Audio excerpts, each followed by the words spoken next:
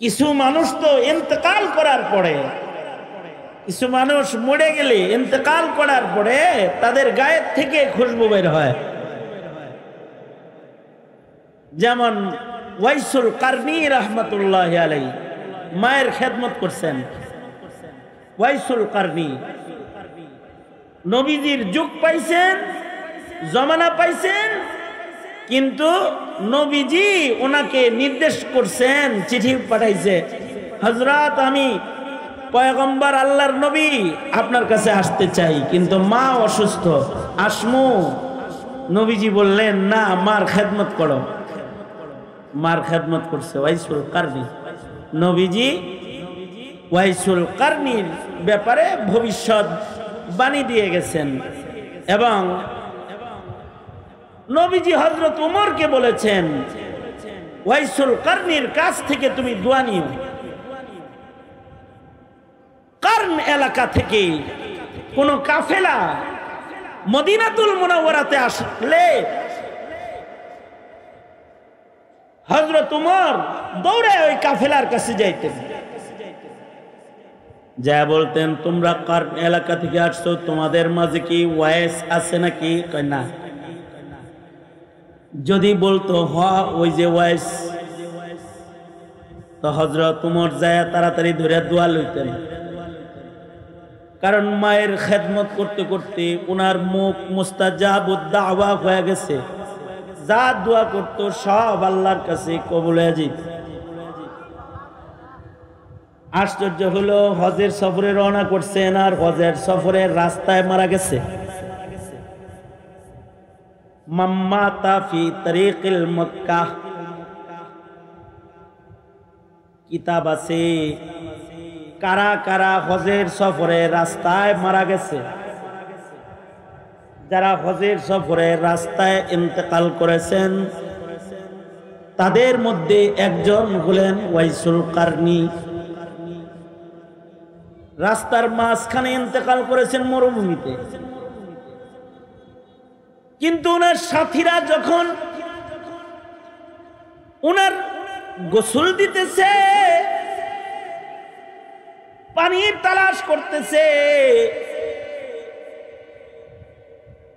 পানি তালাশ করতে কিছু দূর যাওয়ার পরে কুদরতি ভাবে মরুভূমির ভেতরে তালাব পাওয়া গেছে, মানে পানি পাওয়া গেছে এবং পানিগুলো তালাবের থেকে উঠায় তাড়াতাড়ি নিয়ে আসছে। অথচ এই পথ দিয়ে আগে আসছে, তখন এই তালাব নজরে আসে নাই। পানিগুলো আনছে, আনার পরে পানি গরম করবে, গরম করার জন্য আগুন তালাশ করতেছে, তো হাত দিয়ে দেখে যে পানি অটোমেটিক গরম আছে। এ পানি দিয়া যখন ওয়াইসুল কারনিকে গোসল দেওয়া আরম্ভ করেছে, হাত পায়ের যেখানেই ঘষা দেয়, মাইয়িতের দেহের ভেতর থেকে মিস্কের ঘ্রাণ বের হয়।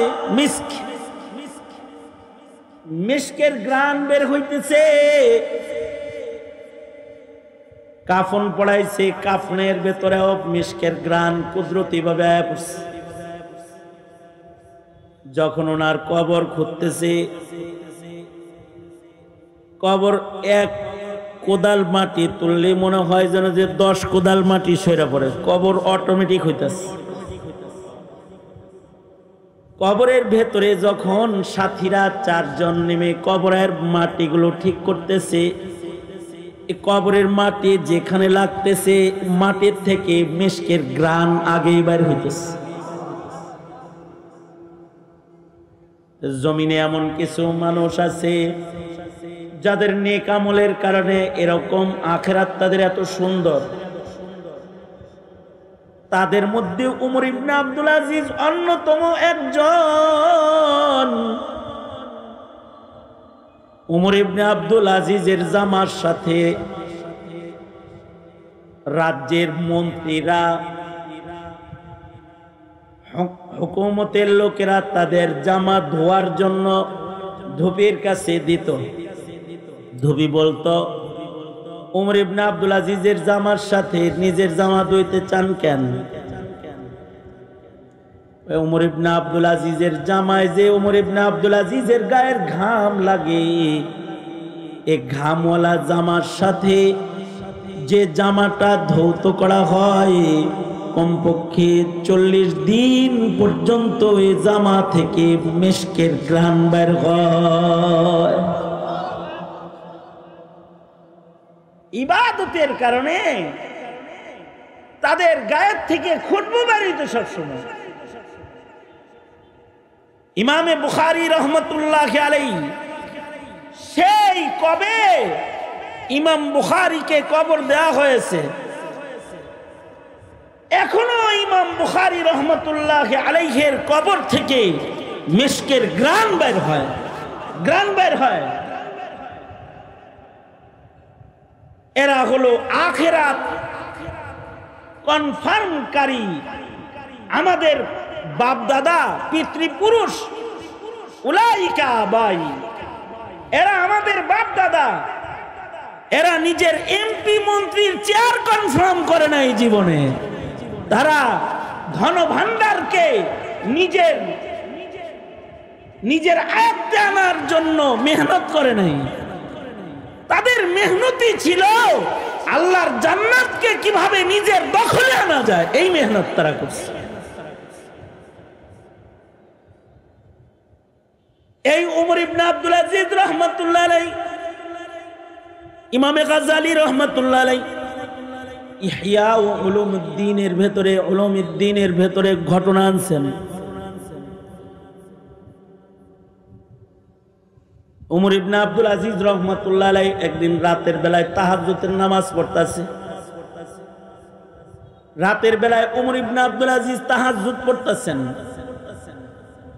ওমর ইবনে আব্দুল আজিজ রহমাতুল্লাহ আলাইহির একটা দাসী বান্দি শেষ রাত্রিতে ওমর ইবনে আব্দুল আজিজকে তাহাজ্জুদের পানি রেডি করে দিত।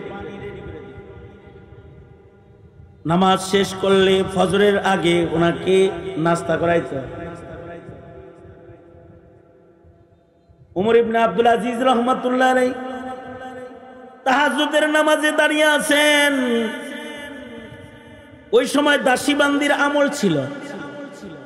মুসলমান কাফের যুদ্ধ হইলে কাফেরদের ভেতর থেকে যদি কাফেররা গ্রেফতার হইতো তো এরা মুসলমানদের কাছে দাস দাসী হিসেবে থাকতো। দাসী ওমর ইবনে আব্দুল আজিজের পেছনে দাঁড়ায় দাঁড়ায় নামাজ পড়তেছে, কিন্তু ওমর ইবনে আব্দুল আজিজের নামাজ লম্বা নামাজ, রুকু সেজদা অনেক লম্বা। দাসী সংক্ষিপ্ত তাহাজ্জুদ পড়ে পেছনে কাত হয়ে রয়েছে। ওই যে কাত হয়ে রয়েছে এর ভিতরে দাসী ঘুমায় পড়ছে। ওমর ইবনে আব্দুল আজিজ রহমাতুল্লাহ আলাইহি নামাজ পড়তেছেন, দাসী ঘুমায় পড়েছে। কিছু সময় পরে ওমর ইবনে আব্দুল আজিজ রহমাতুল্লাহ আলাইহি ওনার তাহাজ্জুদ শেষ করে যখন পেছনে তাকাইছেন, দেখে দাসী ঘুমায় রয়েছে। ওমর ইবনে আব্দুল আজিজ নিরিবিলি কিবলার মুখ হয়ে আবার দোয়া জিকির শুরু করেছেন। একটু পরেই দাসী ঘুম থেকে জাগ্রত হয়ে চিল্লায় কান্না শুরু করছে, চিৎকার করে কাঁদতেছে। ওমর ইবনে আব্দুল আজিজ বলে, এই দাসী কান্দো কেন, কি হয়েছে তোমার? দাসী বলে, আমিরুল মুমিনিন, আমি যে সামান্য সময় ঘুমাইলাম, ঘুমের ঘরে আমি একটা ভয়ঙ্কর স্বপ্নে দেখছি। যে স্বপ্নটা দেখার পরে আমার ভয় লাগতেছে, তাই আমি কাঁদতেছি। ওমর ইবনে আব্দুল আজিজ বলে, আই দাসী, কি স্বপ্ন দেখেছো তুমি? দাসী কয়, দেখি হাসরের ময়দান কায়েম হয়েছে, বিচার শুরু হয়েছে। আল্লাহ তাআলা জান্নাতে মুমিন বান্দাদেরকে যাওয়ার জন্য দোজখের উপরে পুল সিরাতকে কায়েম করেছেন। আল্লাহর জান্নাতে যাওয়ার একটা মাত্র পথ, পুল সিরাতের পুল ছাড়া জান্নাতে যাওয়ার কোনো রাস্তা নাই। নবীজি বলেছেন পয়গম্বররাও পুল সিরাতের উপর দিয়ে জান্নাতে যাবে, সিদ্দিকরাও পুল সিরাতের উপর দিয়ে জান্নাতে যাবে, শহীদরাও পুল সিরাতের উপর দিয়ে জান্নাতে যাবে। যত মুমিন আল্লাহর জান্নাতে যাবে সকলকে পুল সিরাত পার হয়ে যেতে হবে। পুল সিরাতের পুল ছাড়া আল্লাহর জান্নাতে যাওয়ার দ্বিতীয় কোনো রাস্তা নাই। পুল সিরাতটা হলো জাহান্নামের উপরে স্থাপন করা হবে। পুল সিরাতের পুলের পরে যারা দাঁড়াবে অনেকেই পুল সিরাতের পুল থেকে নিচে পড়ে যাবে। তাদের আমলের ইখলাস কম, তাদের আমলের পাওয়ার কম। দুর্বল আমল নিয়ে যখন পুল সিরাতের উপরে দাঁড়াবে, পুল সিরাতের রাস্তা দেখবে না, নিচে পড়ে যাবে। যে নিচে পড়ে যাবে সে দোজখে পড়ে যাবে। মানুষ মনে করে যে মানুষ দুনিয়ায় যদি কোনো কিছু অর্জন করতে পারে তাহলে এটা একটা সফলতা। কেউ বিশ্বকাপ অর্জনের সফলতা উদযাপন করে, কেউ গোল্ড মেডেল পাইছে এটাকে সফলতা মনে করে, কেউ ভালো একটা বাড়ি বানাইছে এটাকে নিজের জন্য সফলতা মনে করে, কারোর একটা ব্যবসা বাণিজ্য দাঁড়ায় গেছে এটাকে মনে করে যে সফল হয়ে গেছে, সরকারি ভালো মানের একটা চাকরি হয়েছে এটাকে অনেকে মনে করে যে সে সফল হয়ে গেছে। বাল তুসিরুনাল হায়াতাদ দুনিয়া ওয়াল আখিরাতু খায়রু ওয়া আবকা। আল্লাহ বলেন এরা সফল না। সফল হলো তারা যারা জান্নাতে পৌঁছাটা নিশ্চিত করে ফেলেছে, তারা হলো সফল। যতক্ষণ পর্যন্ত একজন মানুষের জান্নাতে যাওয়া কনফার্ম না করবে, নিশ্চিত না হবে, ততক্ষণ পর্যন্ত সফলতা নাই, ততক্ষণ পর্যন্ত দুশ্চিন্তা মুক্ত নাই। এমপি হওয়া, মন্ত্রী হওয়া এটা সফলতা না। দেশের প্রধানমন্ত্রী অথবা প্রেসিডেন্ট হওয়াও সফলতা না, এটা ক্ষণস্থায়ী। শেখ হাসিনা প্রধানমন্ত্রী ছিল, এখন আইলে জুতা দিয়ে বাইরিব মানুষ।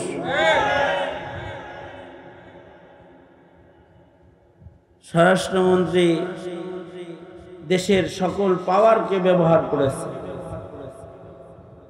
রাস্তা দিয়ে হাঁটার সাহস নাই, ভিন দেশে যায় লুকায় বসে রয়েছে।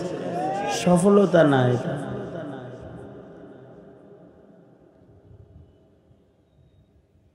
এ কারণে এইটার জন্য মেহনত প্রতিযোগিতায় অংশগ্রহণ করা দুনিয়ার জন্য এটা বোকামি। জান্নাত লাভের জন্য প্রতিযোগিতা এটা হলো চালাক চতুরতা। এ কারণে আল্লাহ তাআলা বলেন তোমরা জান্নাত দখলের জন্য প্রতিযোগিতা করো। তোমাদের জিন্দেগির মেহনত, তোমাদের জিন্দেগির দৌড়াদৌড়ি, তোমাদের জিন্দেগির সর্বোচ্চ কোরবানি সব হবে আল্লাহর জান্নাত কামাই করার জন্য। যেই জান্নাতের সবচেয়ে ছোট জান্নাত যেটা আরদুহাস সামাওয়াতু ওয়াল আরদ, আসমান জমিন যত বড়, আল্লাহর একটা ছোট্ট জান্নাত অত বড়। আল্লাহ বলেন ওয়াসারিউ ইলা মাগফিরাতিম মির রাব্বিকুম ওয়া জান্নাতিন আরদুহাস সামাওয়াত وجنة عرضها السماوات والأرض أعدت للمتقين তোমরা আসমান জমিনের আয়তনের সমপরিমাণ যে একটা ছোট্ট জান্নাত, বড়টার কোনো সীমানা টিমানা নেই। আল্লাহ বলেন এটা দখল করার জন্য মেহনত করো, প্রতিযোগিতা করো। কেমনে, কিসের মালিক হইলে তোমরা এই জান্নাতে পৌঁছতে পারবে? টাকাওয়ালা হইলে পৌঁছতে পারবে না। সুন্দর চেহারা হইলেই এই জান্নাতে পৌঁছতে পারবে না। ক্ষমতাধর কোনো চেয়ারে বসা থাকলে এই জান্নাতে পৌঁছতে পারবে না। জান্নাত কোনো পয়সাওয়ালার জন্য না, সুন্দর চেহারার জন্য না, ক্ষমতাওয়ালার জন্য না। জান্নাত প্রস্তুত করা হয়েছে মুত্তাকি বান্দাদের জন্য। উইদ্দাত লিল মুত্তাকিন, খোদা ভীরু বান্দাদের জন্য জান্নাত প্রস্তুত করা হয়েছে। খোদা ভীরু যারা, তারা এই জান্নাতে পৌঁছে যায়। পৃথিবীর সবচেয়ে আলোচিত ক্ষমতাধর খলিফাতুল মুসলিমিন যিনি, তিনিও জান্নাত পাওয়ার ব্যাপারে ভয় ভীতিতে থাকতেন। পৃথিবীর সবচেয়ে উত্তম আখলাকের মানুষ নবীদের পরে হযরত সিদ্দিক আকবর, উনি জান্নাতে কেমনে বসবেন এটা নিয়ে পেরেশানিতে থাকতেন। পৃথিবীর গরম একজন মানুষ, যার গর্মি, যার শক্তি, যার নেতৃত্ব, এর বর্ণনা আল্লাহ তাআলা আল্লাহর রাসূলকে দিয়ে দিয়েছেন। আশাদ্দুহুম ফি আমরিল্লাহি ওমর, খুব শক্ত, ভয়ঙ্কর মেজাজের মানুষ। কিন্তু যখন জান্নাত জাহান্নামের প্রশ্ন আসত, হযরত ওমর সব গর্মি নরম হয়ে যেত, পেরেশান হয়ে যেতেন। এই পৃথিবীর সবচেয়ে আলোচিত ক্ষমতাধর একজন খলিফাতুল মুসলিমিন হলেন ওমরে সানি, ওমর ইবনে আব্দুল আজিজ রহমতুল্লাহ আলাইহি। ওমর ইবনে আব্দুল আজিজ রহমতুল্লাহ আলাইহি মুসলিম জাহানের পঞ্চম খলিফা ওনাকে বলা হয়। ওমরে সানি, দ্বিতীয় ওমর বলা হয় ওনাকে। মুসলিম সাম্রাজ্যের আমিরুল মুমিনিন ছিলেন ওমর ইবনে আব্দুল আজিজ। তার ক্ষমতা আর তার খেলাফতের প্রভাব জমিনের শুধু মানব হৃদয়ে পড়ে নাই, তার ক্ষমতার প্রভাব জঙ্গলের হিংস্র প্রাণীর উপরেও পড়েছিল। তিনি যখন খলিফাতুল মুসলিমিন ছিলেন, তার জমানায় খালি মানুষ ভালো ছিল এরকম না। ওনার খেলাফত চলাকালীন সময়ে জঙ্গলের বাঘগুলা আক্রমণ করা ভুলে গেছিল। সুবহানাল্লাহ, আগামীকালকে বললেন।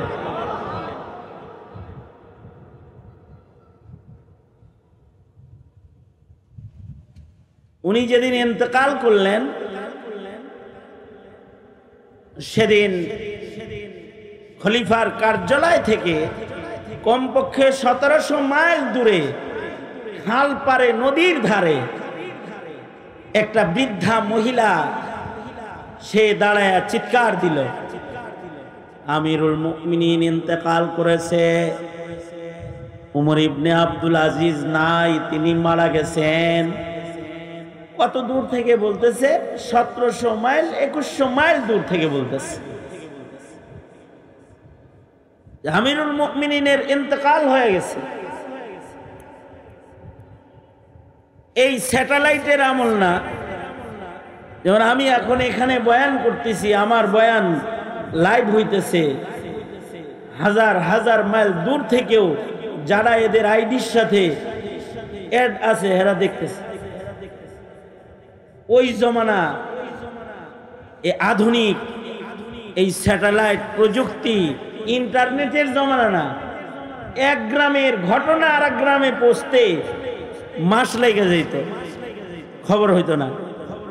কিন্তু হাজার হাজার মাইল দূরে ইন্তেকাল করলেন উমর ইবনে আব্দুল আজিজ, আর হাজার হাজার মাইল দূর থেকে এক বুড়ি চিৎকার করে বলে, আমিরুল মুমিনিন উমর ইবনে আব্দুল আজিজ ইন্তেকাল করছেন। খবর দিয়ে দিল এলাকায়।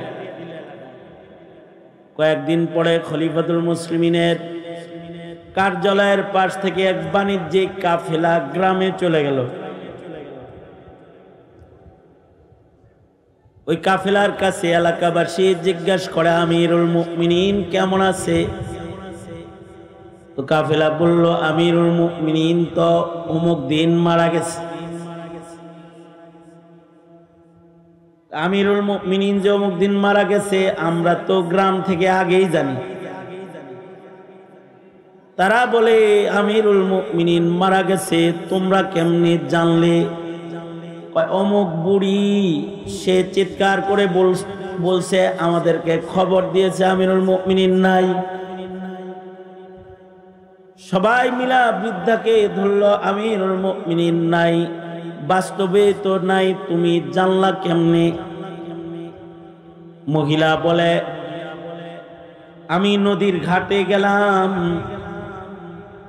খলিফা উমর ইবনে আব্দুল আজিজের শাসন আমলে বহুবার বাঘ আর ছাগলকে আমি এই চোখে এক ঘাটে পানি পান করতে দেখেছি।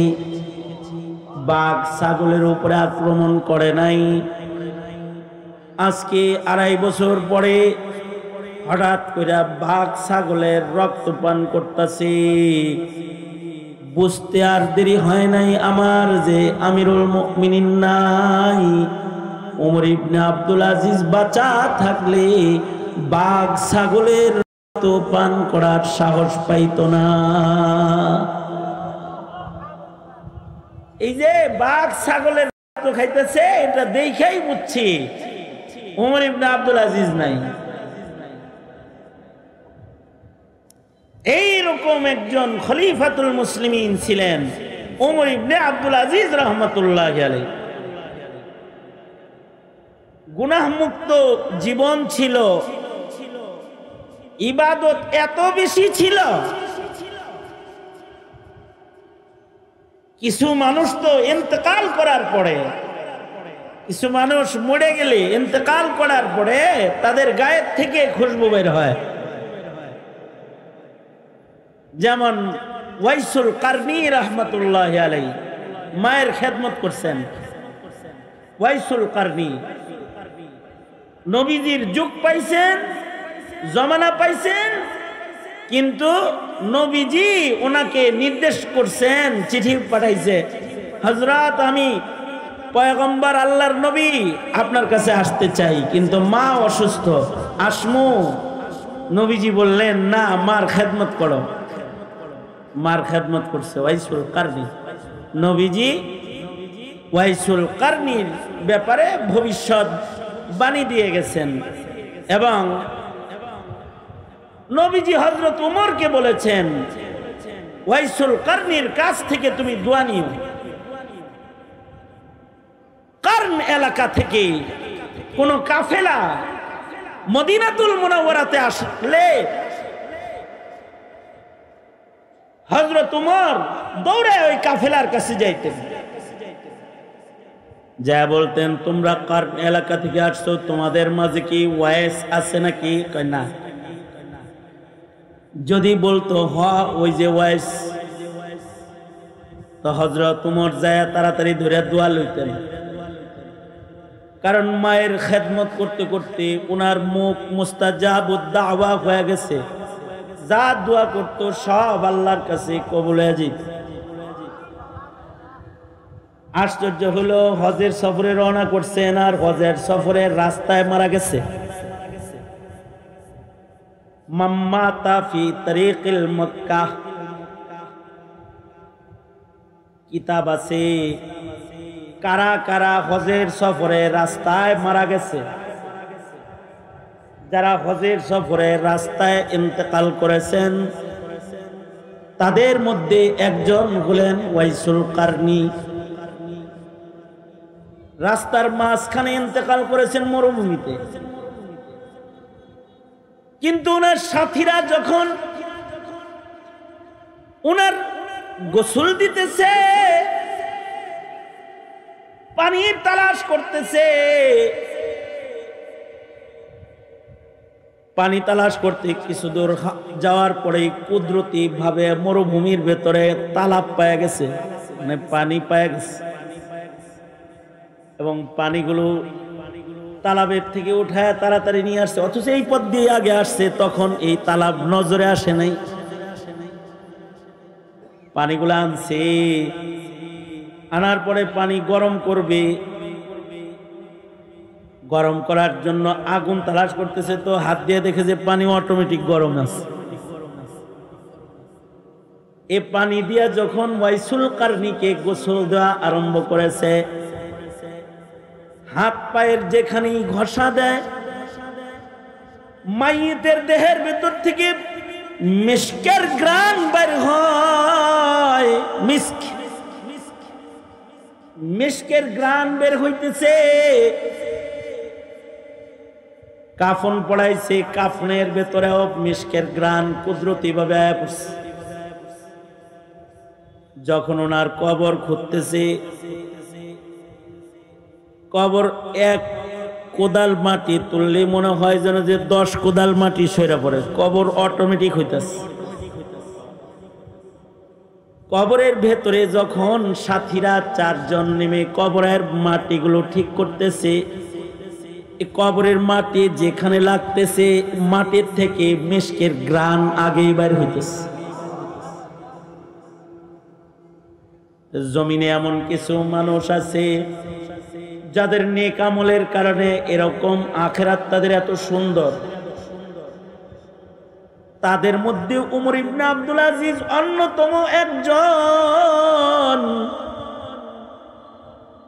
উমর ইবনে আব্দুল আজিজের জামার সাথে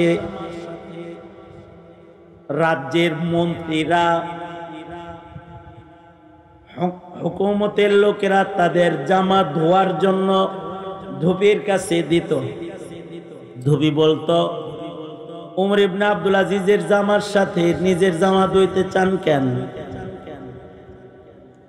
উমর ইবনে আব্দুল আজিজের জামায় যে উমর ইবনে আব্দুল আজিজের গায়ের ঘাম লাগে, এই ঘামওয়ালা জামার সাথে যে জামাটা ধৌত করা হয়, কমপক্ষে 40 দিন পর্যন্ত এই জামা থেকে মিস্কের ঘ্রাণ বের হয়। ইবাদতের কারণে তাদের গায়ের থেকে খুশবু বেরিত সবসময়। ইমামে বুখারী রহমতুল্লাহ আলাইহি সেই কবে ইমাম বুখারীকে কবর দেওয়া হয়েছে, এখনো ইমাম বুখারী রহমতুল্লাহ আলাইহির কবর থেকে মিস্কের ঘ্রাণ বের হয়, ঘ্রাণ বের হয়। এরা হলো আখিরাত কনফার্মকারী, আমাদের বাপ দাদা পিতৃপুরুষ, উলাইকা আবাই, এরা আমাদের বাপ দাদা। এরা নিজের এমপি মন্ত্রীর চেয়ার কনফার্ম করে নাই জীবনে, তারা ধন ভান্ডারকে নিজের আয়ত্তে আনার জন্য মেহনত করে নাই। তাদের মেহনতি ছিল আল্লাহর জান্নাতকে কিভাবে নিজের দখলে আনা যায়, এই মেহনত তারা করছে। এই উমর ইবনে আব্দুল আজিজ রহমাতুল্লাহ আলাইহি, ইমামে গাজ্জালী রহমাতুল্লাহ আলাইহি ইহয়া উলুমুদ্দিনের ভেতরে, উলুমুদ্দিনের ভেতরে ঘটনা আনছেন। উমর ইবনে আব্দুল আজিজ রহমাতুল্লাহ আলাইহি একদিন রাতের বেলায় তাহাজ্জুদের নামাজ পড়তেছে। রাতের বেলায় উমর ইবনে আব্দুল আজিজ তাহাজ্জুদ পড়তেছেন। ওমর ইবনে আব্দুল আজিজ রহমাতুল্লাহ আলাইহির একটা দাসী বান্দি শেষ রাত্রিতে ওমর ইবনে আব্দুল আজিজকে তাহাজ্জুদের পানি রেডি করে দিত। নামাজ শেষ করলে ফজরের আগে ওনাকে নাস্তা করাইতো। ওমর ইবনে আব্দুল আজিজ রহমাতুল্লাহ আলাইহি তাহাজ্জুদের নামাজে দাঁড়িয়ে আছেন। ওই সময় দাসী বান্দির আমল ছিল। মুসলমান কাফের যুদ্ধ হইলে কাফেরদের ভেতর থেকে যদি কাফেররা গ্রেফতার হইতো তো এরা মুসলমানদের কাছে দাস দাসী হিসেবে থাকতো। দাসী ওমর ইবনে আব্দুল আজিজের পেছনে দাঁড়ায় দাঁড়ায় নামাজ পড়তেছে, কিন্তু ওমর ইবনে আব্দুল আজিজের নামাজ লম্বা নামাজ, রুকু সেজদা অনেক লম্বা। দাসী সংক্ষিপ্ত তাহাজ্জুদ পড়ে পেছনে কাত হয়ে রয়েছে। ওই যে কাত হয়ে রয়েছে এর ভিতরে দাসী ঘুমায় পড়ছে। ওমর ইবনে আব্দুল আজিজ রহমাতুল্লাহ আলাইহি নামাজ পড়তেছেন, দাসী ঘুমায় পড়েছে। কিছু সময় পরে ওমর ইবনে আব্দুল আজিজ রহমাতুল্লাহ আলাইহি ওনার তাহাজ্জুদ শেষ করে যখন পেছনে তাকাইছেন দেখে দাসী ঘুমায় রয়েছে। ওমর ইবনে আব্দুল আজিজ নিরিবিলি কিবলার মুখ হয়ে আবার দোয়া জিকির শুরু করেছেন। একটু পরেই দাসী ঘুম থেকে জাগ্রত হয়ে চিল্লায় কান্না শুরু করছে, চিৎকার করে কাঁদতেছে। ওমর ইবনে আব্দুল আজিজ বলে, এই দাসী কান্দো কেন, কি হয়েছে তোমার? দাসী বলে, আমিরুল মুমিনিন, আমি যে সামান্য সময় ঘুমাইলাম, ঘুমের ঘরে আমি একটা ভয়ঙ্কর স্বপ্নে দেখছি। যে স্বপ্নটা দেখার পরে আমার ভয় লাগতেছে, তাই আমি কাঁদতেছি। ওমর ইবনে আব্দুল আজিজ বলে, আই দাসী, কি স্বপ্ন দেখেছো তুমি? দাসী কয়, দেখি হাসরের ময়দান কায়েম হয়েছে, বিচার শুরু হয়েছে। আল্লাহ তাআলা জান্নাতে মুমিন বান্দাদেরকে যাওয়ার জন্য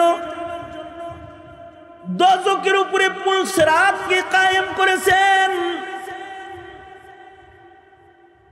আল্লাহর জান্নাতে যাওয়ার একটা মাত্র পথ,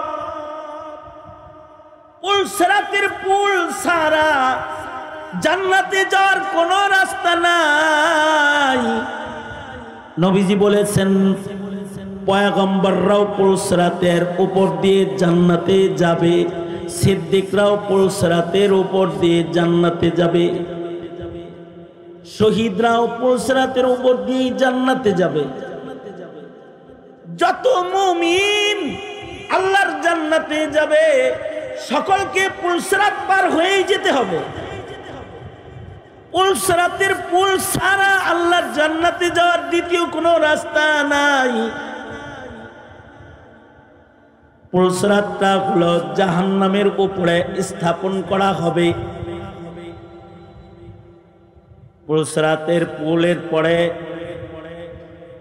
যারা দাঁড়াবে অনেকেই পুল সিরাতের পুল থেকে নিচে পড়ে যাবে। তাদের আমলের ইখলাস কম, তাদের আমলের পাওয়ার কম। দুর্বল আমল নিয়ে যখন পুল সিরাতের উপরে দাঁড়াবে, পুল সিরাতের রাস্তা দেখবে না, নিচে পড়ে যাবে। যে নিচে পড়ে যাবে সে দোজখে পড়ে যাবে। বান্দি বলে, পুল সিরাতকে দোজখের উপরে স্থাপন করা হয়েছে, এটা দেখলাম। আমরা তো পুল সিরাতের ভয় করি না কোনো সময়, কিন্তু সাহাবায়ে কেরাম পুল সিরাতের ভয়ে কাঁদছে। জঙ্গে মুতার যুদ্ধে জঙ্গে মুতায় আল্লাহর রাসূল সাহাবায়ে কেরামদেরকে যুদ্ধে পাঠিয়েছিলেন। নবীজি এই কাফেলাকে যুদ্ধে পাঠানোর আগে আল্লাহর রাসূল বলে দিয়েছেন, তোমাদের মধ্যে এই তিনজনের সেনাপতি নির্ধারণ করলাম, 1 নম্বর সেনাপতি অমুক, 2 নম্বর সেনাপতি অমুক, 3 নম্বর সেনাপতি অমুক। 3 জন শহীদ হয়ে যাবে। এই 3 জন যখন শহীদ হয়ে যাবে, 4র্থ সেনাপতি তোমরা যুদ্ধের ময়দানে নিজেরা পরামর্শ করে বানায় নিবে। নবীজি 3 জনরে শহীদ হবে আগে খবর দিছে। নবী যাদের শহীদ হবে খবর দিছে, এটা কি আর বলতে পারে? এবং আশ্চর্য ওই মুতার যুদ্ধ, যে এই যুদ্ধটাকে আল্লাহ তাআলা, নবীজি মদিনায় বসেছিলেন আর এই যুদ্ধের লাইভ আল্লাহ তাআলা তার হাবিবকে দেখাইছেন মদিনায় বসায় বসায়। এই 3 জন সাহাবী বাড়িতে যায়, বিবি বাচ্চার কাছে যায় বলছে, যায়েদ ইবনে হারিসাও যায় বলে, এই বিবি, নবী বলছে আমি শহীদ, এই সাক্ষাৎ তোমার সাথে আমার শেষ সাক্ষাৎ, আর কোনদিন দুনিয়াতে তোমার আমার মোলাকাত হবে না। তোর রাসূল বলছে আমি শহীদ, দেখা হবে জান্নাতে। আব্দুল্লাহ ইবনে রাওয়াহা নবীর সাহাবী, তিনিও বাড়িতে যায় বলছে, নবী বলছে আমিও শহীদ। এই বিবি, এই সাক্ষাৎ তোমার সাথে আমার শেষ সাক্ষাৎ, আর কোনদিন মুলাকাত হবে না, দেখা হবে আল্লাহর জান্নাতে। বিদায় নিয়ে গেলাম আমি শহীদ। বিদায় নিয়ে গেছেন শহীদ হিসাবে, জান্নাতি মুলাকাত হবে এটা বইলা। কিন্তু যখন যুদ্ধের দিকে রাস্তা চলতেছেন, আব্দুল্লাহ ইবনে রাওয়াহা চিল্লায় চিল্লায় তখন কাঁদতেছে। সবাই মিলা আব্দুল্লাহ ইবনে রাওয়াহাকে বলে, এ আব্দুল্লাহ ইবনে রাওয়াহা, চিৎকার করে কান্দো কেন? মরারে এত ভয় পাও? নিজের বিবি বাচ্চা রেখে এসেছো, তাদের জন্য মায়া এত যে তাদের মায়ায় কান্দো নাকি? আব্দুল্লাহ ইবনে রাওয়াহা বলে, না না, মরণের ভয়ও কান্দি না, সন্তান বিবি রেখে চলে যাচ্ছে এজন্য কান্দি না, কাঁদতেছি একটা ভয়ে, সেটা হলো আমি শহীদ তো হব, কিন্তু আল্লাহর রাসূল বলেছেন পুলসরাত পার না হয়ে কেউ আল্লাহর জান্নাতে যাইতে পারবে না। কেমন শহীদ যে আমি হব, আমার শাহাদাতের আলো দিয়ে কি আমি পুলসরাত পার হইতে পারবনি? এই ভয়ে কাঁদতেছি, যদি আবার পাও ঘষকে নিচে পড়ে যাই তো পুলসরাতের নিচেই তো জাহান্নাম। এটা হলো তাকওয়াল্লাহ। আর আল্লাহ বলে জান্নাত উইদ্দাত লিল মুত্তাকিন, জান্নাত মুত্তাকিদের জন্যই বানানো হয়েছে। দাসী বলে, উমর ইবনে আব্দুল আজিজ, দেখলাম যে হাসর ময়দান কায়েম হয়ে গেছে আর পুলসরাতকে জাহান্নামের উপরে স্থাপন করা হয়েছে, এক একজন করে পুলসরাতের পুলের উপরে ডাকা হইতেছে। কারে ডাকা হইল? প্রথম সর্বপ্রথম যাকে ডাকা হলো পুলসরাতের পুলের উপরে, প্রথম ডাকা হলো আব্দুল মালিক বিন মারওয়ান। আপনার পূর্বের যে খলিফাতুল মুসলিমিন একজন ছিল, তারে ডাকা হইল আব্দুল মালিক বিন মারওয়ান। তাকে ডাকা হলে সে পুলসরাতের উপরে গিয়ে দাঁড়ালো। দাঁড়ানোর পরে কিছু দূর হাঁটার পরেও তার পা কাঁপতে শুরু করল। আর মালিক ইবনে মারওয়ান, আব্দুল মালিক বিন মারওয়ান, সে দোজখের ভিতরে পড়ে গেল। খলিফাতুল মুসলিমিন শাসক ছিল, রাষ্ট্রপ্রধান ছিল, কিন্তু মালিক ইবনে মারওয়ান দোজখের ভিতরে পড়ে গেল। উমর ইবনে আব্দুল আজিজ আটকে উঠলেন, বললেন তারপরে কি হলো? তারপরে তার সন্তান ওয়ালিদ ইবনে আব্দুল মালিক বিন মারওয়ানকে ডাকা হলো। ওয়ালিদ বিন আব্দুল মালিক বিন মারওয়ানও পুলসরাতের উপরে যে দাঁড়ালো। কয়েক কদম হাঁটার পরে তার পা পিছলে গেল, আর পুলসরাত থেকে কাঁপতে কাঁপতে সে দোজখের আগুনে পড়ে গেল। উমর ইবনে আব্দুল আজিজ বলে, তারপরে কি হলো? তারপরে সুলাইমান বিন আব্দুল মালিক বিন মারওয়ান, আরেক খলিফা যে তারে ডাকা হলো, সে যখন পুলসরাতের উপরে দাঁড়াইল, সে হাঁটার জন্য চেষ্টা করতেই তার পা ফসকে গেল, আর সেও দোজখের উপরে পড়ে গেল। ওমর ইবনে আব্দুল আজিজ রহমাতুল্লাহ আলাইহি ঘামতেছেন আর বলতেছেন, তারপরে কি হলো? দাসী বলে, তারপরে আপনাকে ওমর ইবনে আব্দুল আজিজ বলে ডাকা হলো। ওমর ইবনে আব্দুল আজিজকে পুলসরাতের দিকে ডাকা হয়েছে। এতটুকুন দাসী মুখে উচ্চারণ করেছে, কি হয়েছে এটা এখনো পর্যন্ত ওমর ইবনে আব্দুল আজিজ শোনে নাই। শুধু ডাকা হয়েছে, সাথে সাথে ওমর ইবনে আব্দুল আজিজ অজ্ঞান হয়ে জমিনের ভেতরে কাত হয়ে পড়ে গেছে। দাসী ওমর ইবনে আব্দুল আজিজের কানে চিৎকার করতে লাগলো আর মাথায় পানি দিয়ে বলতে লাগলো, আমিরুল মুমিনিন অজ্ঞান হলেন কেন? আল্লাহর কসম, আমি স্বপ্নে দেখেছি আপনাকে যখন ডাকা হলো, আপনি খুব ভীতু সন্ত্রস্ত অবস্থায় পুলসরাতের উপরে দাঁড়াইলেন, কিন্তু কিছু নূর যেন আপনাকে আগলে ধরে পুলসরাত পার করে আল্লাহর জান্নাতে পৌঁছায় দিয়েছে। ওমর ইবনে আব্দুল আজিজ তখনও বেহুশ। লম্বা সময় পরে ওমর ইবনে আব্দুল আজিজের হুশ আসলো। হুশ আসলে বলে, দাসী আমারে যে ডাকা হলো তখন কি হলো এটা তো বললা না। দাসী বলে, বলমু কি? আপনার তাকওয়াল্লাহ আপনাকে পুলসরাতে ডাকা হইছে, কথা শোনার সাথে সাথে তো অজ্ঞান করে দিছে। আমিরুল মুমিনিন, আল্লাহর কসম, আপনাকে যখন ডাকা হয়েছে আর আপনি যখন পুলসরাতের উপরে দাঁড়িয়েছেন, আপনার ইবাদতের নূরগুলা আপনাকে পেঁচায়া আল্লাহর জান্নাতে পৌঁছায়া দিল। রাজা বাদশাহ হলে জান্নাত পাওয়া যায় না, সালমান এফ রহমানের মতো কালো টাকার মালিক হলে জান্নাত কেনা যায় না। ক্ষমতার বাহাদুরি অথবা মোরলগিরি দিয়া জান্নাত কেনা যায় না। জান্নাত কিনতে হয় একমাত্র ধন তাকওয়াল্লাহ দিয়া, খোদা ভীতির দ্বারায়। যার খোদা ভীতি যেমন হবে, তার জান্নাতের মর্যাদা তেমন হবে। ইন্না আকরামাকুম ইনদাল্লাহি আতকাকুম, তোমাদের ভেতরে যে বড় মুত্তাকি তার জান্নাত তত বড় হবে। আল্লাহু আকবার কাবীরা।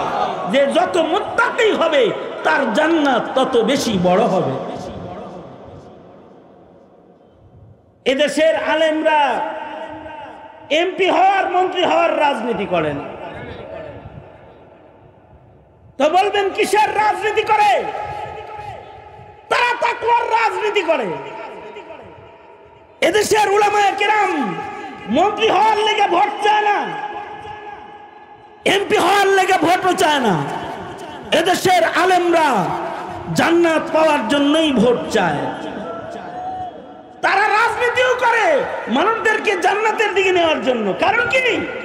যখন তাগুতি শক্তির বল প্রয়োগ করে যারা দাদাদের শেল্টারে মুসলমানের মাটিকে যখন নাস্তিকতার চাষাবাদের ক্ষেত্র বানাতে চায়, অথবা দ্বিতীয় বৃহত্তর মুসলিম দেশের মুসলমানদের বাপ দাদার ভিটাকে হিন্দুত্ববাদের চাষাবাদের আখড়া যখন ক্ষমতায় বসে বসে কেউ বানাতে চায়, তখন আলেমরা ক্ষমতার চেয়ার দখল করে নিজের পিতৃপুরুষদের রেখে যাওয়া আমানতকে হেফাজত করতে চায় মাত্র। ক্ষমতার জন্য রাজনীতি না, এই রাজনীতিও আল্লাহর জান্নাতের পথ খোলার জন্য। এই দেশের মৌলবীদের, আপনারা যারা গণতন্ত্রের ভোটের রাজনীতি যারা করেন, তারা মনে করবেন না যে মৌলবী এখন চেয়ারম্যানিতে খারাইছে রে, এমপিতে খারাইছে, মনে হয় এমপি হওয়ার শখ যাচ্ছে। এমপি হওয়ার শখ জাগে নাই। আপনাদেরকে এমপি মন্ত্রীর চেয়ার তো আমাদের বাপ দাদারা আগের থেকেই দিয়ে রাখছে। আমরা তো মসজিদের মিম্বরেই বসা ছিলাম অথবা মেহরাবেই বসা ছিলাম, কিন্তু আপনারা যে বাপ দাদার রেখে যাওয়া ইসলামের ভূমিকে হিন্দুত্ববাদ আর ইসকনের আখড়া বানাবেন, এটা তো আমাদের বাপ দাদারা টের পায় নাই। যদি টের পাইতো তাইলে আমাদের বাপ দাদারা আমাদেরকে শুধু মসজিদের মিম্বরে না রেখে আমাদেরকেও চেয়ারম্যান আর এমপির কার্যালয়ের সামনে দাঁড় করায় দিয়ে যেত। পাহাড়ে মুসলমানের ভূমি। সুতরাং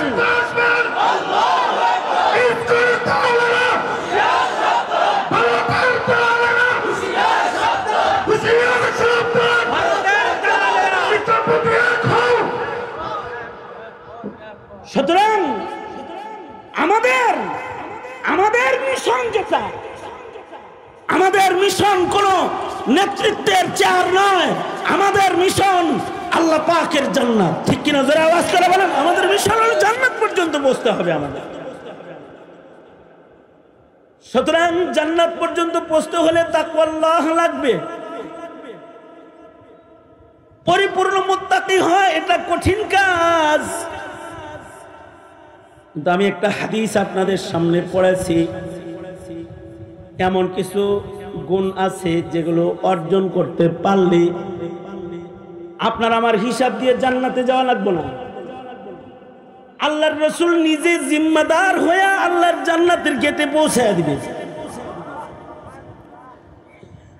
আমার নবী যদি আপনার আমার জিম্মাদার হয়, আর আপনাকে আমাকে যদি আল্লাহর নবী জিম্মাদারি লইয়া জান্নাতের গেটে পৌঁছায় দেয়, তাহলে সহজ হয়ে যাবে না? জোরে আওয়াজ করে বলেন, সহজ হয়ে যাবে না? নিজের আমল দিয়া, নিজের তাকওয়া দিয়া জান্নাতে যাওয়া তো কঠিন, কিন্তু আল্লাহর রাসূলের একটা মুবারক হাদিসের টুকরা আমি আপনাদের সামনে পেশ করেছি। আল্লাহর রাসূল বলেন, নবীজি বলেন,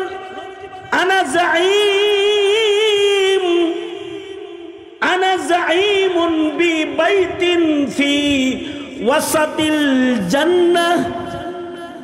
আল্লাহর নবী বলেন, এরে আমার উম্মতেরা, আমি নবী নিজে তোর দায়িত্ব নিয়ে নিলাম, তোকে নিজ জিম্মায় আল্লাহর জান্নাতের মাঝখানে আল্লাহর কাছ থেকে একটা বাড়ি লয়ে দেব। এই আল্লাহর জান্নাতের মাঝখানের বাড়ির দাম কিরকম? জান্নাতের যে কোনো চিপায় চাপায় কণায় কানায় কেউ যদি 1 বিঘা জায়গা অথবা 1 হাত জায়গা অথবা একটা লাঠি রাখার জায়গারও মালিক হইয়া যায়, এই এতটুকুন মাটির দাম আল্লাহর কাছে কত? 7 আসমান জমিন ও এর মাঝখানে যা কিছু আছে সব কিছু বিক্রি করলেও 1 বিঘা জায়গার মূল্য হবে না।